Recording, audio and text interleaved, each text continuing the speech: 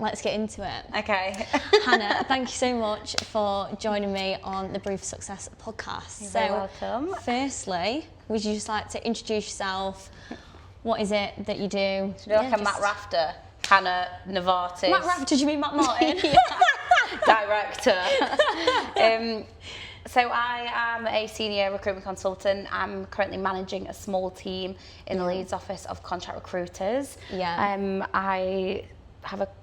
Wait, what was I saying? You were introducing yourself. Oh yeah, that's it. That's Okay. it. But soon to be manager. Yes, soon to be manager. You've been with Novartis for 2 years now? 2 years, in January just gone. So in April, hopefully, if all goes well, due to be managing consultant. Fingers crossed. But yeah, just... That's amazing. And did you, I suppose, like before you joined Novartis then, I mean, we'll sort of go through, you know, your experience and what you did before, but did you ever kind of think to yourself that, you know, 2 years into your recruitment journey, that you're going to be like where you are now, like literally managing a small team? No, not all. I think that wasn't really like the aim either. Like I was coming in just to like build a good career and to find out what I wanted to do and to obviously earn some good money. I think that's why a lot of people start recruitment, but I think just natural like progress of the role and business requirements as well has kind of led me to that where you are now. Yeah, to that position.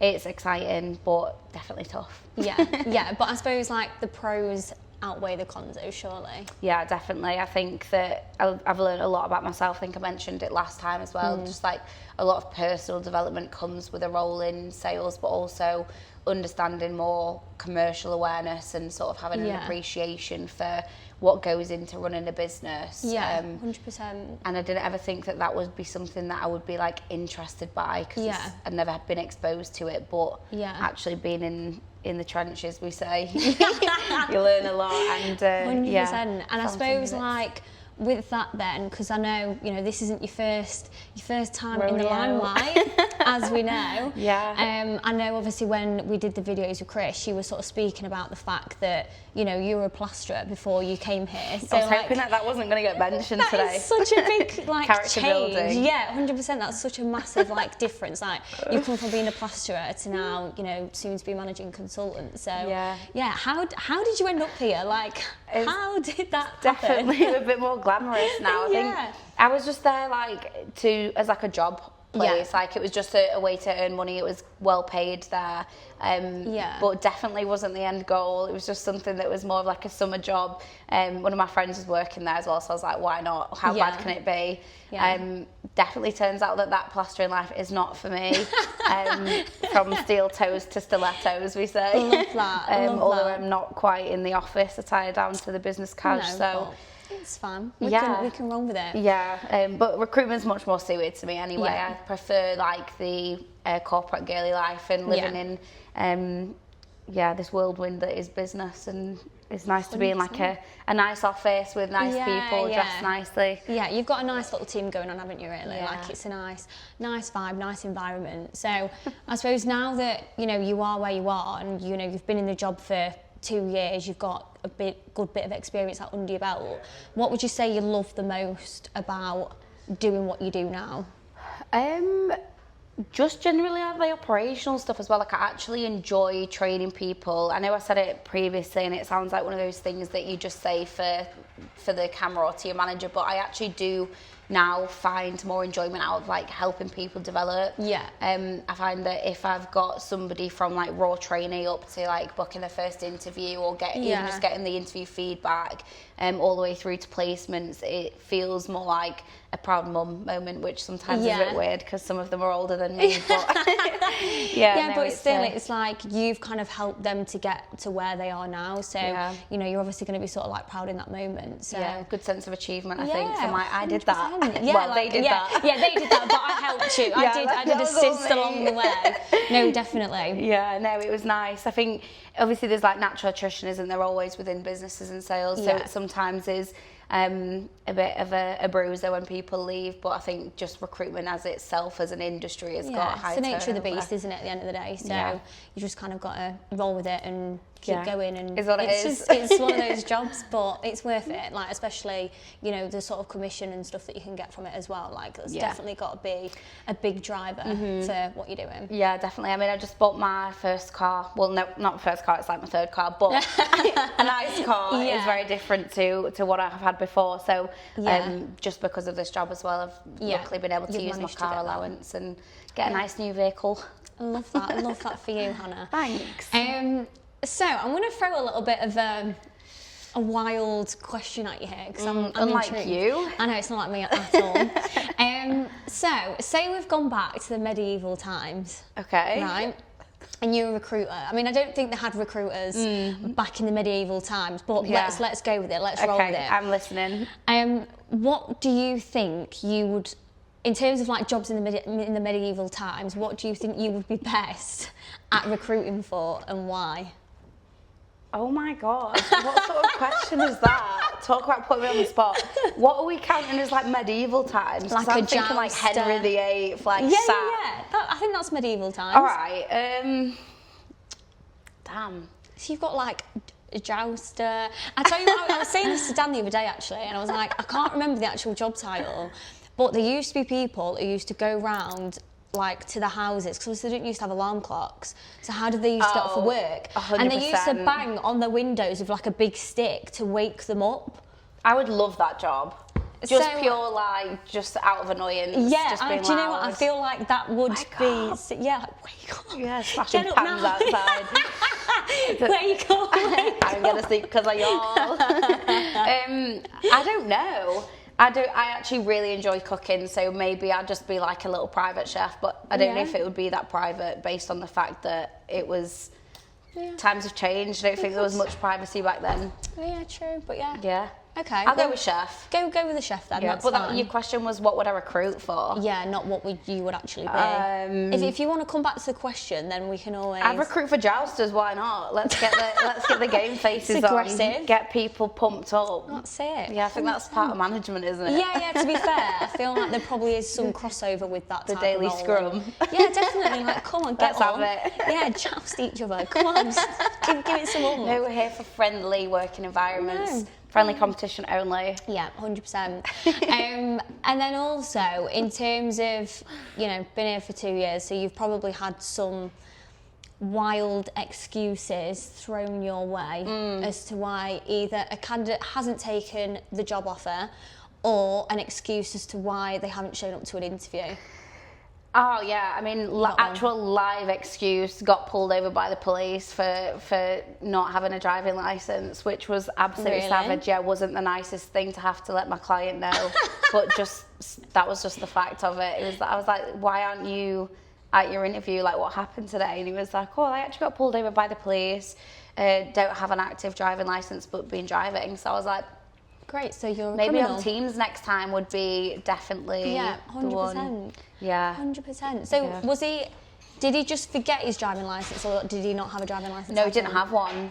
I think I probably could have, then after that I definitely was to implement that into my need to find the full UK active driving licence. If not, let's just get the first stages on Teams, make a good first impression. Yeah, get that out of the way, and then if we need to find out the situation in terms of have you actually got a driving licence, are you legally allowed to drive, then we'll cross it's that a bridge when we get continuous to it. improvement job, I think. Like things happen that you've just got to manoeuvre around, but every scenario makes you a better recruiter, I think. That's it. You just got to jump through some hurdles and then... Or get smashed in the face with a couple steel bars. Yeah, that's probably what I'd describe it as, rather than little small hoops, like actual war territory. Jousting. Okay. So following on from that trend then, again, sieving through CVs is part of the job of a recruiter. What's the weirdest thing that you've ever seen written on somebody's CV? It's always the hobbies and interests. Yeah. It's like I'm an avid golfer, absolutely love doing just some crazy things. Some weird things, yeah. Or it mentions like the wives and the kids. Yes, do you know what I was literally just about to say? Yeah. The thing that always throws me off is when they've either got like a profile photo on their CV and I'm like, I actually don't really care what you look like. That won't pass into the system anyway. That's not we need gonna... plain Word format documents Daxtra only. won't be happy with that photo. Please remove that. Thank you so much. But also, I'm a passionate father of 2 kids and then names the ages and yeah, or when they're like divorced or it's complicated. You know, like on Facebook, it's like it's complicated. Didn't ask for your relationship status, not Tinder, just a CV. yeah, definitely. Well, speaking of Tinder, okay. In terms of recruitment, so as we know, you know how Tinder works, Hannah. No, I don't. You know how Tinder works. Definitely don't. You either swipe left. I actually don't. Yeah, you do. Don't lie. Have you seen me on there? No, we don't have Tinder. Well, just to kind of give you the lowdown. You can let me know what Tinder is. What it is. Okay, so you either if you swipe left, that means that it's a no. Okay. And if you swipe right, it means that you fancy them a little bit. All right. So let's apply that to the world of recruitment. What are we swiping left for in recruitment, and what are we swiping right for in recruitment?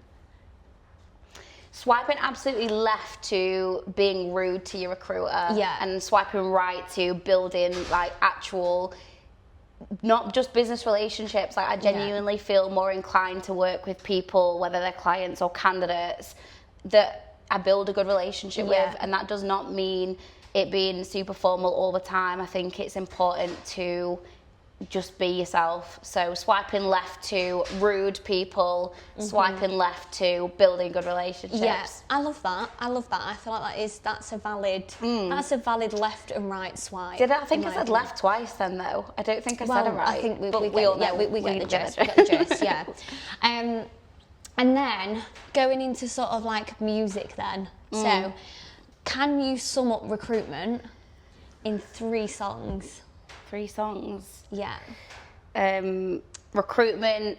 I ain't saying that I'm a gold digger. Yeah. Because I'm a successful independent corporate girl.